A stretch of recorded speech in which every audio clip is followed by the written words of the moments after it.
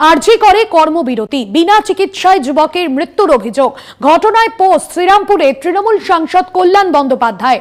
অর্থাৎ শ্রীরামপুরের সংসদীয় এলাকায় ২৬ বছর বয়সী বিক্রম ভট্টাচার্যের আরজি করে জুনিয়র চিকিৎসকরা এই মুহূর্তে কি বলছেন সরাসরি যাব। থেকে রেফার হয়ে ওনার পলিট্রমা ছিল, পলিট্রমা মানে ওনার দুটো পায়ে মানে ফিমার ফ্র্যাকচার ছিল এবং একটা হেড ইনজুরি ছিল। তো উনি আসার পর ওনার সাথে সাথেই ওনাকে টেটেনাস, অ্যান্টিবায়োটিক এগুলো সব দেওয়া হয় এবং আইভি ফ্লুইড, ব্লাড রিকুইজিশন সবই করা হয় এবং সিনিয়র ডাক্তারবাবুরা চিকিৎসা শুরু করেন এবং ওনাকে স্টেবিলাইজ করে তারপরে ওনাকে মানে যে ওনার ফ্র্যাকচারগুলো ছিল এবং হেড ইনজুরিগুলো যেগুলো ছিল সেটার জন্য ওনাকে এক্স রে করতে পাঠানো হয় এবং সিটি স্ক্যান করতে পাঠানো হয়। তো এক্স রে ওনার হয়, তারপর যখন সিটি স্ক্যানের ঘরে যায় তো সিটি স্ক্যানের ঘরে গিয়ে ওনার হঠাৎ করে মানে শ্বাসকষ্ট শুরু হয় এবং একটা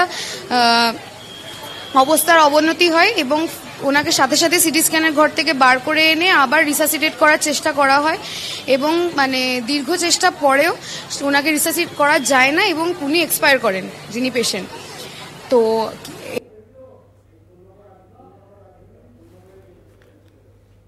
কিন্তু এটাও ঠিক যে এটাও ঠিক নয় যে উনাকে অ্যাটেন্ড করা হয়নি।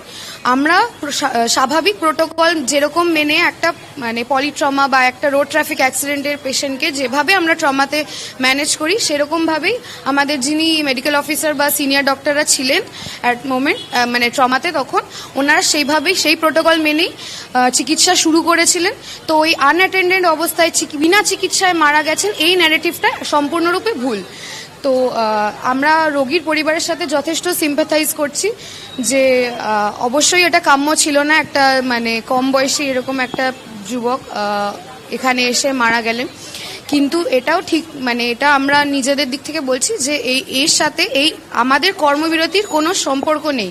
আমাদের কর্মবিরতির জন্য এরকম নয় যে বিনা চিকিৎসায় কোনো পেশেন্ট মারা গেছে। তো এই ন্যারেটিভটা ভুল, সেটাই আমি বলতে চাই।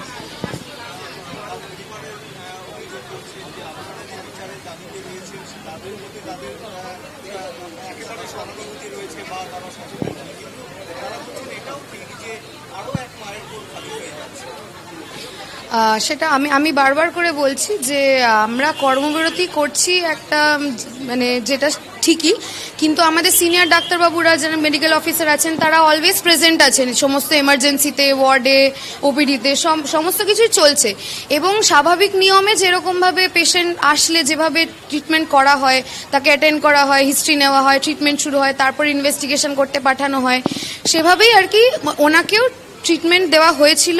কিন্তু আমাদের দুর্ভাগ্য যে ওনার মানে চোট এতটাই গুরুতর ছিল যে আমরা হাজার চেষ্টা করেও ওনাকে বাঁচাতে পারিনি। তো সেটা আমাদের মানে খুবই খারাপ লাগছে আমাদের সেটা ভেবে যে আমরা ওনাদেরকে ডাক্তার হয়ে বাঁচাতে পারিনি।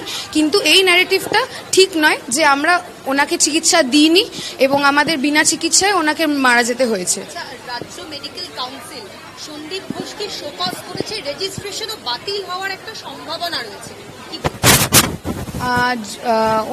আমরা শুধু এটাই চাই যে উনি যা যা করেছেন, ওনার যা যা অপরাধ সমস্ত কিছু সামনে আসুক এবং তার জন্য মানে ওনার সাসপেনশন তো একটা হয়েছেই এবং কিন্তু কোনো মানে ডিসিপ্লিনারি অ্যাকশন স্বাস্থ্য ভবন থেকে নেওয়া হয়নি, সেগুলো নেওয়া হোক এবং আইএমএ যেগুলো বলছে সেগুলো যদি মানে ওনার সেগুলো যদি স্বাস্থ্য ভবন মনে করেন তাহলে সেগুলো করা হোক এবং ওনার যদি যে মানে ওনার এগেনস্টে যে অ্যালিগেশনসগুলো আছে, যে যে চার্জে উনি মানে অ্যারেস্ট হয়েছেন সেই সমস্ত তদন্ত ঠিকভাবে হোক এবং যদি ওনাকে দোষী পাওয়া যায় তাহলে যথাযথ শাস্তি দেওয়া হোক।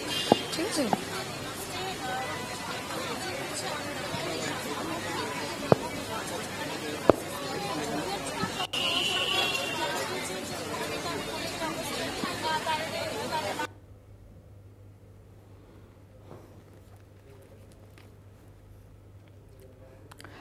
সংবাদ মাধ্যমের সামনে জুনিয়র চিকিৎসকরা কি জানালেন, আরো কি জানালেন?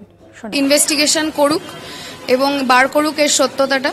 ঠিক আছে, আমরা এইটুকুই বলতে পারি যে আমরা তো কিছু বিভিন্ন মিডিয়া ক্লিপসের মাধ্যমে দেখেছি যে অভিক দে নামক এই ব্যক্তিটি আমাদের এখানে সেমিনার হলের ভেতর বা মানে তার সংলগ্ন এরিয়াতে বা ক্যাম্পাসে অ্যাটলিস্ট প্রেজেন্ট ছিলেন, এবং উনি ওই দিন সকালবেলা আদৌ এখানে ছিলেন কিনা বা উনি এসএসকেএম এর র্যালিতে ছিলেন কিনা এগুলো সব সিবিআই ইনভেস্টিগেট করুক। যদি দরকার মনে হয় ওনাদেরকে সিবিআই ইনভেস্টিগেশনের আন্ডারে আনা হোক, এবং যারা মানে এই নোটিশটা ইস্যু করেছেন যেমন ডিএমই ডিএইচএস এদেরকেও সিবিআই ইনভেস্টিগেশনের আওতায় আনা হোক, এবং তাদের থেকে সত্যতাটা মানে যাচাই করে দেখা হোক। ঠিক আছে,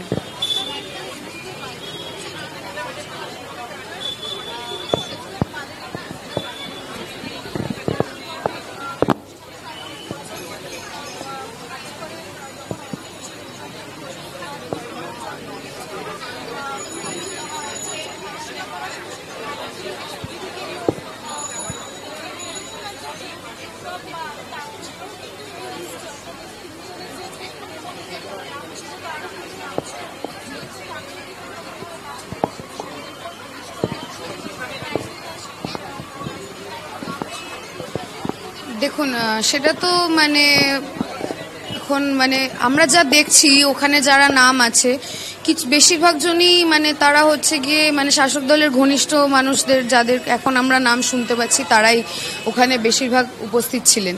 তো সেটা একটা হতে পারে যে সৌরপালও সেই হিসাবেই আর কি ওখানে ছিলেন।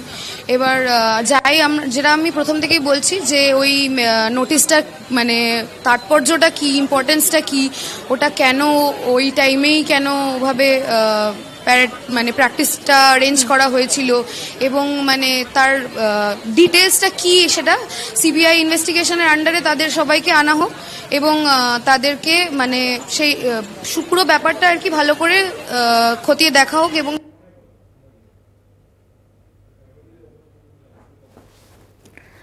আপনাদের শোনালাম চিকিৎসকরা তারা ঠিক কি জানাচ্ছেন।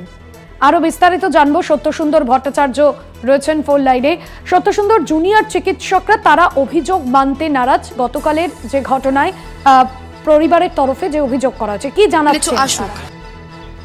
দেখো, আন্দোলনরত যারা জুনিয়র চিকিৎসক রয়েছেন আরজিকর মেডিকেল কলেজ হাসপাতালে, তারা কিন্তু স্পষ্টতই জানাচ্ছেন যে তাদের কর্মবিরতির কারণে এই যে মৃত্যু হয়েছে বলে যেটা বলা হচ্ছে এমনটা কিন্তু ঠিক নয়। তার কারণ হিসেবে তারা যে যুক্তি দিয়েছেন, গতকাল কোন্নগরের যে যুবক দুর্ঘটনাগ্রস্ত বিক্রমকে যখন আরজিকর মেডিকেল কলেজ হাসপাতালে নিয়ে আসা হয় তখন কিন্তু তার পলিস্টোমা অর্থাৎ তার দুটো পাই ফিমার ইনজুরি ছিল।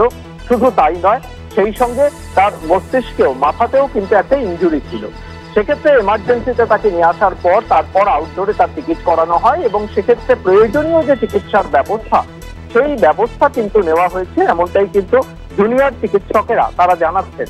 এবং সেই সঙ্গে তারা বলছেন যে প্রয়োজনীয় ব্যবস্থা নেওয়ার পাশাপাশি তাকে তার এক্সরে করানো হয়। তার যেহেতু মাথায় ইনজুরি ছিল সেই কারণে কিন্তু তাকে সিটি স্ক্যান করানো হয়। সেক্ষেত্রে তারপরেই কিন্তু তার অবস্থার আতঙ্ক অবনতি ঘটে।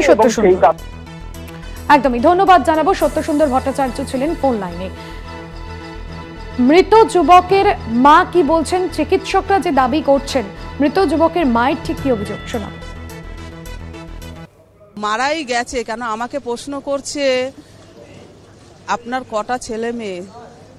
আমি বলছি একটাই ছেলে, আমার একটাই ছেলে। আজকে বিনা চিকিৎসায় চোখের সামনে মারা গেল, বিনা চিকিৎসাতে।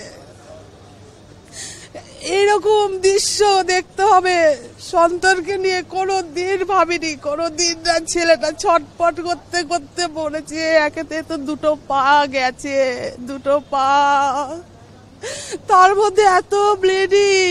ছেলেটা কত যে কষ্ট পেয়েছে, কত যে কষ্ট পেয়েছে, প্রচুর কষ্ট পেয়েছে, প্রচুর কষ্ট পেয়েছে, প্রচুর কষ্ট পেয়ে মারা গেছে চোখের সামনে।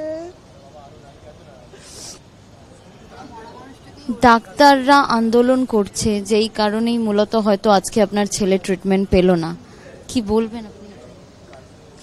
ডাক্তাররা আন্দোলন করছে ঠিক আছে, তা বলে তারা পেশেন্ট দেখবে না, তারা রুগী দেখবে না?